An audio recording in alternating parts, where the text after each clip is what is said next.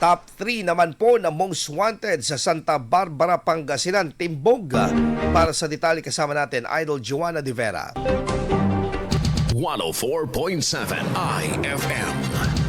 Report! Arestado ang top 3 most wanted persons sa isinagawang pinaigting na operasyon ng pulisya sa Barangay Poblasyon, Santa Barbara. Nadakip ang suspect matapos ang isang masusing intelligence-driven at precision manhunt operation kaugnay ng warrant of arrest dahil sa 4 na bilang ng sexual assault sa ilalim ng mga artikulo at seksyon sa Revised Penal Code kaugnay ng RA 7610 o Special Protection of Children Against Abuse, Exploitation and Discrimination Act. Bawat bilang ay may inirekomend ng piyansang nagkakahalaga ng 180,000 pesos. Ayon sa pulisya, bahagi ang matagumpay na operasyon ng pinaigting ng kampanyang Manhunt Charlie na naglalayong tugisin ang mga pinaghahanap ng batas. Sa pamamagitan ng koordinadong pagkilos at matibay na intelligence build-up, mabilis na natuntun at naaresto ang akusado ng walang insidente. Kasalukuyang nasa kustodiya ng Santa Barbara Municipal Police Station ang suspect para sa kaukulang legal na proseso. Hinimok ng pulisya ang publiko na manatiling mapagmatsyag at makipagtulungan sa otoridad sa pamamagitan ng pagbibigay ng impormasyon hinggil sa mga wanted na individual bilang bahagi ng layunin na mapanatili ang kapayapaan at kaayusan sa komunidad.